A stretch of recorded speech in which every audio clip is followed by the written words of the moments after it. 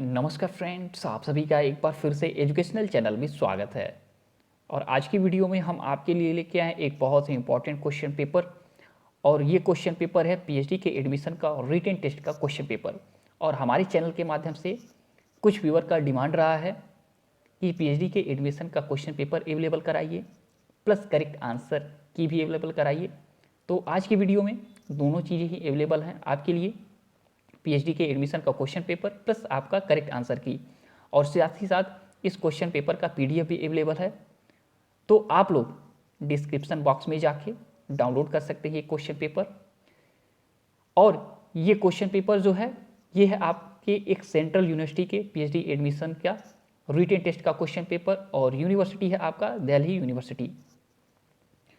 तो यहाँ पे आपको क्लियर क्वेश्चन दिखाई देंगे। 50 क्वेश्चन यहाँ पे आपके दिए गए हैं, यानी कि पीएचडी का जो एडमिशन का रिटन टेस्ट लिया गया था उसमें 50 क्वेश्चन पूछे गए थे। और सभी क्वेश्चन जो यहाँ पे हैं वो दो एरिया से पूछे गए हैं। पहला रिसर्च मैथोडोलॉजी, और प्लस सेकेंड जो एरिया है वो है आपका पीजी का सब्जेक्ट। ठीक है, तो यहाँ पे जो क्वेश्चन पेपर है वो एजुकेशन सब्जेक्ट का जो पीएचडी के एडमिशन का रिटन टेस्ट कंडक्ट कराया गया था उसी का क्वेश्चन पेपर है। तो यहाँ पे दो एरिया से क्वेश्चन पूछे गए हैं, एक तो आपके रिसर्च मेथोडोलॉजी और एक आपका पीजी का जो आपका स्पेसिफिक सब्जेक्ट रहा है उससे। तो किसी भी सब्जेक्ट से आप हों, आपको दो एरिया को तैयारी में इंक्लूड करना होता है। पहला रिसर्च मेथोडोलॉजी, सेकेंड आपका पीजी का सब्जेक्ट। ठीक, तो यहाँ पे देखिए सबसे पहला क्वेश्चन यहाँ पे पूछा गया है रिसर्च मेथोडोलॉजी से, और क्वेश्चन था directional hypothesis is research is stated only when. तो यहाँ पे क्वेश्चन पूछा गया और यहाँ पे 1, 2, 3 ऑप्शन यहाँ पे दिए गए, और यहाँ पे हिंदी और इंग्लिश बोथ लैंग्वेज में अवेलेबल है ये क्वेश्चन पेपर। साथ ही यहाँ देखा जाए तो क्वेश्चन आईडी दी गई है, और करेक्ट यानी कि सीबीटी यानी कंप्यूटर बेस्ड टेस्ट से ये आपके एग्जाम कंडक्ट कराए गए थे।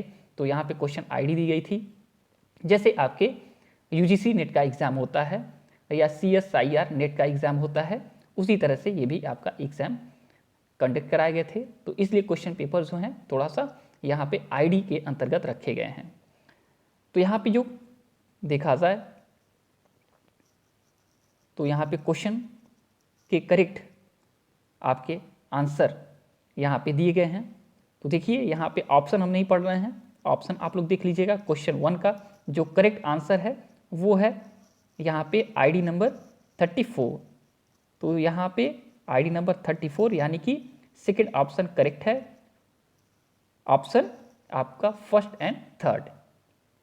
तो यहाँ पे आप लोग देख सकते हैं क्वेश्चन, और यहाँ पे डायरेक्शनल यानी कि अनुसंधान में दिशात्मक परिकल्पना केवल तब दी जाएगी जब, तो इसका करेक्ट आंसर होता है कि पिछले शोध या सिद्धांत से पता चले कि निष्कर्ष एक विशेष दिशा में जा सकता है, एंड आपका सेकेंड चरों के बीच सीधा संबंध हो। तो ये आपका करेक्ट आंसर हो गया। सेकेंड यहाँ पे क्वेश्चन है 98% confidence interval for the mean can be interpreted as which of the following.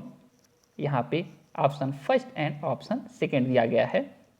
कहा गया माध्य के लिए 98% विश्वास अंतराल का अर्थ निम्न में से कैसे विख्यात किया जा सकता है। तो यहाँ पे करेक्ट ऑप्शन जो है बोथ 1 एंड 2 आर करेक्ट, यानी क्वेश्चन आईडी नंबर 70 जो है, ठीक, यहाँ पे पहला ऑप्शन जो है वो करेक्ट रहेगा, यानी फर्स्ट एंड सेकेंड। यानी यदि आपका सभी संभावित न्यायादर्श लिए जाए और विश्वास अंतराल की गणना किए जाए तो 98% अंतरालों में वास्तविक आबादी का माध्य उनके अंतराल में कहीं होगा, और आप 98% अस्वस्थ हो सकते हैं कि चयनित न्यायादर्श का माध्य आबादी के माध्य को समाहित किए हुए है।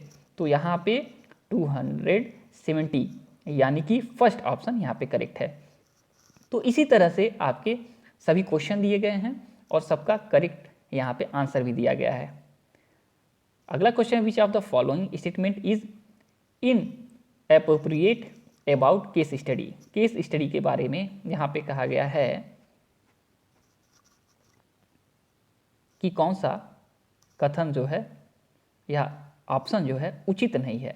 तो यहाँ पे देखिए, यहाँ पे आपके ऑप्शन दिए गए हैं और करेक्ट आपका आंसर की भी दिया गया है। क्वेश्चन नंबर 4 यहाँ पे देख लीजिए, which of the following statement is not appropriate at per the medical model of disability. Question number 4 हो गया। क्वेश्चन नंबर 5 है, which of the following statement is incorrect of reference to the construction of a good questionnaire. तो ये हो गया आपका 5th number का question. आप लोग वीडियो को पॉज करके पूरा का पूरा क्वेश्चन रीड कर सकते हैं, करेक्ट आंसर देख सकते हैं। Which of the following statement incorrect respect to skewness of a normal diffusion. सामान्य वितरण की विषमता के संबंध में निम्नलिखित में से कौन सा कथन गलत है। तो जितने भी क्वेश्चन पूछे गए हैं, देखा जाए रिसर्च मेथोडोलॉजी के कहा जाए तो जो बहुत ही इंपॉर्टेंट यानी कि कहा जाए रिसर्च मेथोडोलॉजी का जो जान होता है उसी टॉपिक से पूछे गए हैं। तो यहाँ पे देखिए 7 नंबर का जो क्वेश्चन है, कहा गया विच of the following best describe the learned helpless. Question number 8 है, which of the following best describe of difference between classical and operant conditioning. 9th number का आपका यहाँ पे क्वेश्चन है, which of the following is counted under specific learning disability. तो यहाँ पे आपके एजुकेशनल साइकोलॉजी है उससे क्वेश्चन पूछे गए हैं, यानी कि आपका जो एजुकेशन का सब्जेक्ट है उससे क्वेश्चन यहाँ पे उठाए गए हैं, रिसर्च मेथोडोलॉजी से क्वेश्चन उठाए गए हैं। क्वेश्चन नंबर 11 आप देख लीजिए। क्वेश्चन नंबर आपका 12 है, which of the true with reference to sampling error. Question number 30 यहाँ पे है। क्वेश्चन नंबर 14 है। क्वेश्चन नंबर 15 है। देखते जाइए और बहुत ही इंपॉर्टेंट क्वेश्चन है ये सब। ये जो क्वेश्चन दिखाई दे रहे हैं आपको बहुत ही इंपॉर्टेंट एरिया दिखा रहे हैं, जिसको अगर आप अपने प्रिपरेशन में लेते हैं और फिर अगर देने जाते हैं आप पीएचडी का रिटन टेस्ट, तो 100% आपको इतना बेहतर कॉन्फिडेंस रहेगा एग्जाम देने का कि आपका चांसेस 90% से ऊपर हो जाएगा क्रैक करने का एग्जाम। क्योंकि जितना भी देखा जाए आपका रिसर्च मेथोडोलॉजी का एरिया है उससे क्वेश्चन यहाँ पे उठाए गए हैं, चाहे आपका हाइपोथेसिस है, चाहे आपका सैम्पलिंग है, और चाहे आपका देखा जाए तो क्वेश्चनायर हैं, रिसर्च के जो टूल हैं, और चाहे आपके जो टेस्ट हैं वहाँ से क्वेश्चन उठाए गए हैं, चाहे रिसर्च के टाइप हैं वहाँ से क्वेश्चन उठाए गए हैं। तो कोई एरिया यहाँ पे छोड़ा नहीं गया है। यहाँ पे a research wishes to study the shared pattern of a group of individuals most appropriate method of study would be. तो यहाँ पे देखिए जो सर्वे रिसर्च ऑप्शन में दिया गया, एक्शन रिसर्च दिया गया है, एक्स पोस्ट फैक्टो रिसर्च दिया गया, इथनोग्राफिक रिसर्च दिया गया, तो जितने भी देखा जाए रिसर्च के टाइप हैं उसको यहाँ पे आपको दिखाया जा रहा है, दर्शाया जा रहा है। तो ये सब अगर आप अपने स्टडी में लेते हैं और तैयारी करते हैं तो 100% आपको चांसेस रहेंगे एग्ज़ाम क्रैक करने का। और ये एक सेंट्रल यूनिवर्सिटी का क्वेश्चन पेपर है, तो आपको ये ध्यान में रखना है कि इससे ज़्यादा डिफ़िकल्ट क्वेश्चन नहीं पूछे जाएंगे। क्यों? क्योंकि देखा जाए तो सेंट्रल यूनिवर्सिटी ही इंडिया में टॉपेस्ट पीएचडी के एडमिशन का डेस्टिनेशन माना जाता है। उसके बाद आपका सेंट्रल यूनिवर्सिटी के बाद आपका स्टेट यूनिवर्सिटी हो जाता है, प्राइवेट यूनिवर्सिटी होते हैं। तो ये आपके लिए बहुत ही अच्छा एक्सपीरियंस रहेगा। इस क्वेश्चन के साथ आप लोग अपने को तैयार करिए अपने रिटन टेस्ट एग्जाम के लिए। यहाँ पे देखिए असिस्टिव टेक्नोलॉजी डिवाइस के बारे में पूछा गया है।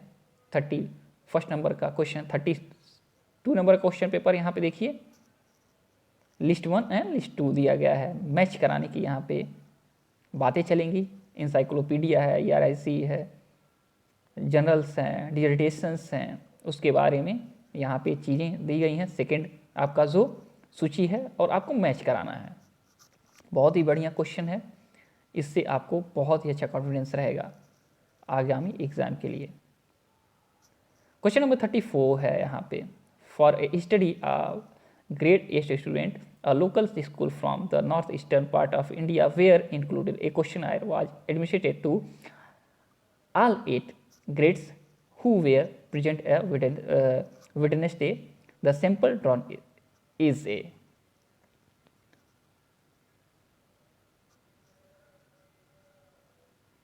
तो यहाँ पे देखिए 35 नंबर का यहाँ पे क्वेश्चन है, 36 नंबर का क्वेश्चन है। An investigator conducted factor analysis of test used in research। बहुत ही अच्छा क्वेश्चन, बहुत ही अच्छे क्वेश्चन यहाँ पे रखे गए हैं। अगर आप दिल से रिसर्च मेथोडोलॉजी को पढ़ते हैं, तैयार करते हैं, तो ये क्वेश्चन देख के आपको बहुत ही खुशी मिलेगी, क्योंकि ये बहुत ही सुंदर क्वेश्चन यहाँ पे रखे गए हैं। और जब आप तैयारी करेंगे और ऐसे क्वेश्चन सामने आएंगे तो आपको बहुत ही खुशी मिलेगी। क्योंकि देखिए, आपको क्वेश्चन, अगर आप लोग रिसर्च मेथोडोलॉजी नहीं पढ़े हैं या नहीं पढ़ रहे हैं, तो ये देख के थोड़ा सा आपके मन में समस्या जगेगी कि ये सब चीज़ें हैं क्या। लेकिन जब आप रिसर्च मेथोडोलॉजी की बुक पढ़ेंगे, A.K. सिंह की बुक पढ़ेंगे, आप पियर्सन की बुक पढ़ेंगे, आप S.B. गुप्ता की बुक पढ़ेंगे अच्छे तरीके से, तो ये सब क्वेश्चन जो हैं आपके लिए देखा जाए तो एक मिठाई की तरह, एक स्वीट की तरह आपको लगेंगी। क्योंकि ये क्वेश्चन पेपर इतने अच्छे बनाए गए हैं ताकि इस एरिया से स्टूडेंट अगर तैयारी कर रहे हैं, इस पार्ट को अगर तैयारी में रखें अपने, जो यहाँ पे क्वेश्चन निकाले गए हैं, तो वो आपके लिए बहुत ही अच्छा रहेगा, बहुत ही सुंदर लगेगा क्वेश्चन पेपर, और आप इसको तैयार करिए। देखिए 47 नंबर का question, right of persons with disability act 2016। तो आपको बता दें, ये जितने भी यहाँ पे टॉपिक हैं, अगर आपको लगे कि क्या पढ़ें क्या ना पढ़ें, डिसलेक्सिया जैसे क्वेश्चन यहाँ पूछे गए हैं, तो अगर आपको ये लगे कहाँ से पढ़ें, तो आप लोग टेंशन मत लीजिए। आप लोग UGC नेट का क्वेश्चन पेपर आप डाउनलोड कर लीजिए, पेपर सेकेंड, ठीक है, अपने सब्जेक्ट का। वहाँ से आप लोग जो भी टॉपिक दिया गया उसको तैयार करें। 100% कोई आपको एग्जाम में फेल नहीं कर पाएगा, ठीक। और इस एग्ज़ाम को क्रैक करने के बाद, रिटेन एग्ज़ाम आप जैसे ही क्वालिफाई करते हैं, आपको इंटरव्यू फेस करना पड़ता है, और इंटरव्यू में सिलेक्शन के बाद आपका फाइनल लिस्ट निकलता है, नेम का लिस्ट निकलता है, तब आपका एडमिशन होता है PhD के एडमिशन में, ठीक। तो ये रहा क्वेश्चन पेपर आपका 13 ईयर का आपका टाइम यहाँ पे हमने लिया, ठीक। तो चलिए आज की वीडियो में इतना ही, और आज के आपको जो भी कुछ नीड होगा आप कमेंट बॉक्स में कमेंट करिएगा। अगर आपको लगे कि हम आपका मदद कर सकते हैं रिसर्च मेथोडोलॉजी में या किसी भी फील्ड में, तो हम आपको ज़रूर सपोर्ट करेंगे। तो चलिए आज की वीडियो में इतना ही। जब तक नेक्स्ट वीडियो नेक्स्ट अपडेट नहीं लाते हैं, तब तक thanks for watching educational channel, और आपका दिन बहुत बहुत खुश।